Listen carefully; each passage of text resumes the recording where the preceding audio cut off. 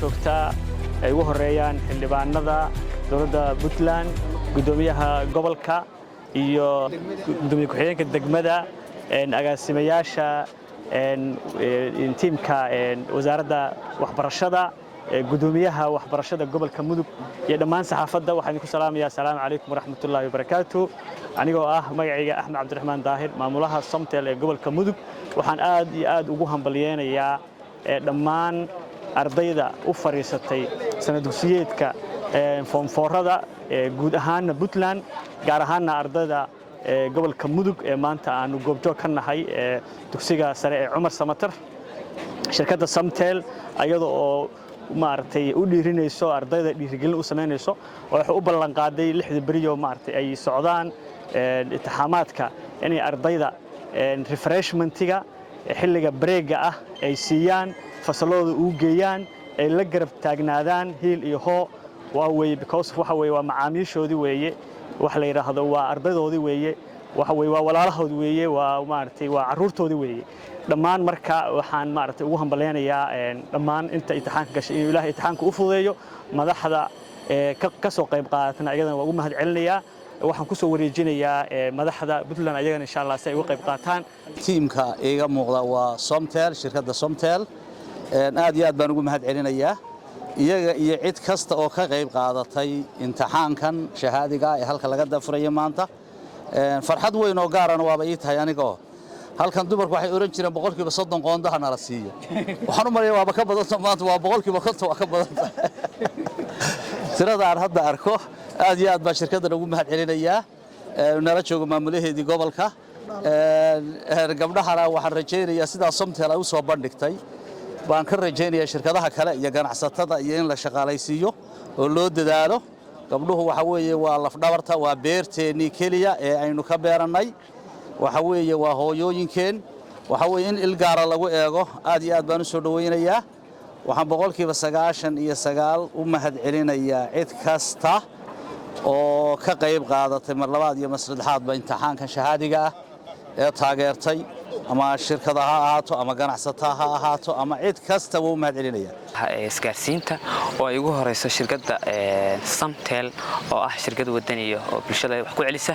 runtii waxaan uga mahad celinayaa nus saacaha ardayda markay break ka soo baxaan imtixaanka inay qaadatay doorkaas waa muhiimad gaar ah leedahay runtii waxay iska turjumaysaa bulshada Soomaaliyeed cid kasta wax ku darsata inay tahay cid asadka oo ah oo bulshada ka jirtumaysa shirkadda Somtel iyo dhammaan hawlwadeenadeeda iyo maareeyaha iyo dhammaan shaqaalaheeda waa u mahad celinaya doorka muhiimka ah oo wanaagsan oo ay ka qaateen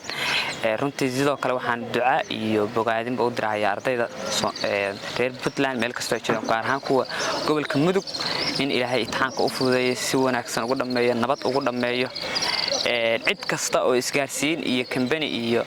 dawlad iyo cid kasta waxaan jeclahay in roolkeeda ka qaadato iyo doorkeeda muhiimka ah wax ku celinta bulshada ardayda cid dadka nugul oo dhan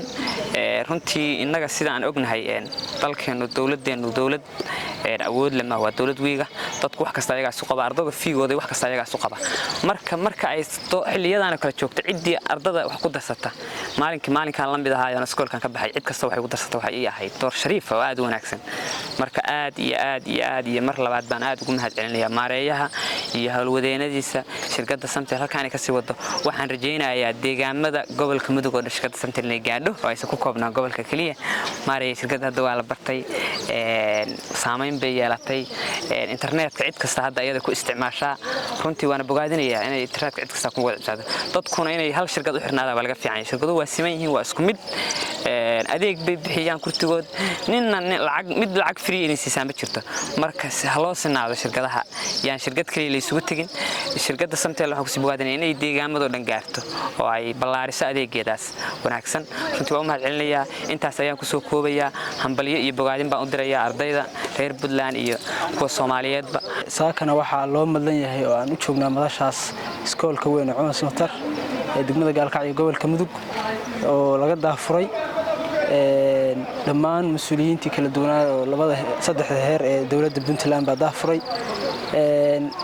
waxaan marka hore ku hormarayaa ardada oo aan rabo inaan u diro dardaaran iyo duco waxaan leeyahay imtixaankiina insha Allah ku guuleysta